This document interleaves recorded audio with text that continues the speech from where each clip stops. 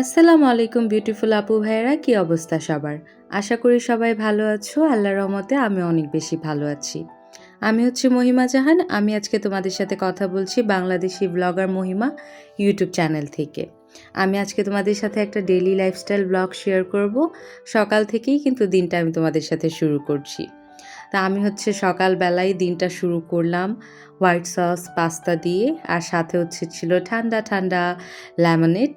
এই সব কিছু কিন্তু আমি বাসায় রেডি করেছি। লেমনেডটাও আমি বাসায় মেক করেছি। বাসায় যেসব জিনিস ছিল ওইগুলো দিয়েই বানানোর চেষ্টা করেছি। 7 আপ ছিল, লেবুর রস, এগুলো দিয়েই আমি টুকটাক ট্রাই করেছি বানানোর জন্য।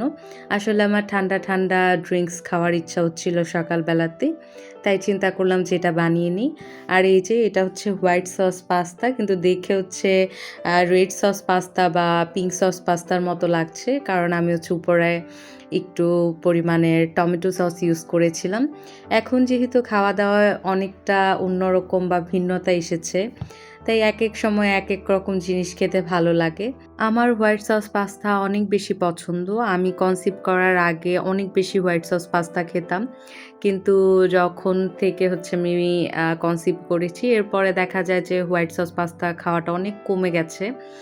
আমি হচ্ছে ওইরকম বানাইও না, আমার কাছে মনে হয় হয়তো বা এখন মুখে ওইরকম ভালো লাগবে না।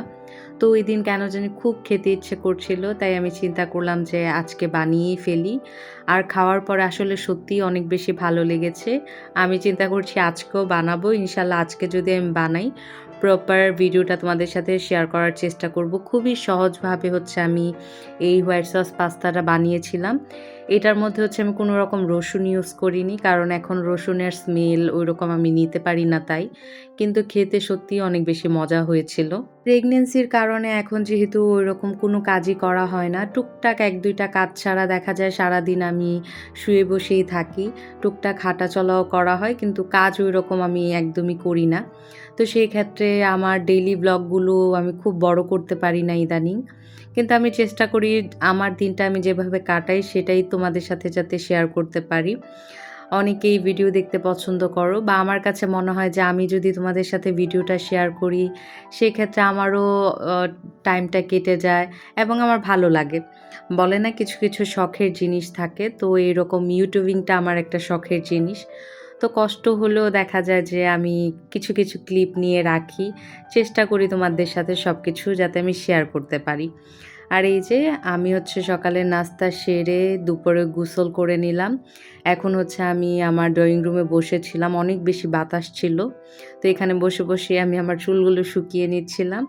তারপরে আমার হাসব্যান্ড চলে এলো বাসায়। তো আমার হাসব্যান্ড অনেক কিছু নিয়ে এসেছিল। মানে টুকটাক কিছু নিয়ে এসেছিল আমার খাবারের জন্য। তো আমি চিন্তা করলাম তোমাদের সাথেও একটু শেয়ার করি। এখানে হচ্ছে অল টাইমের ২ টা কেক ছিল, চানাচুর ছিল, তারপর হচ্ছে একটা টোস্ট বিস্কিট ছিল। এই টোস্ট বিস্কিটটা আমার খুবই বেশি পছন্দ। এটা হচ্ছে শুধু, শুধুই খাওয়া যায়। খুবই মজা। তা আমার কাছে এই টোস্টটা খুবই ভালো লাগে। তো কিন্তু আমি বলেছিলাম যে চা দিয়ে খাওয়া যাবে ওইরকম টোস্ট আনার জন্য। কিন্তু আমার হাসব্যান্ড এটাই নিয়ে এসেছে, জানে যে এটা আমি পছন্দ করি তাই। আর আমি সবসময় হচ্ছে গরুর দুধটাই প্রেফার করি। আমি গরুর দুধই বেশি খাই। কিন্তু আমি বলেছিলাম তাও গুঁড়া দুধ আনতে, যাতে মাঝে, মাঝে আমি হচ্ছে গুঁড়া দুধের চাও বানিয়ে খেতে পারি। তো এটাই ছিল আজকের ছোট্ট একটা ব্লগ। ভালো লাগলে অবশ্যই আমার চ্যানেলটা সাবস্ক্রাইব করে দিবে।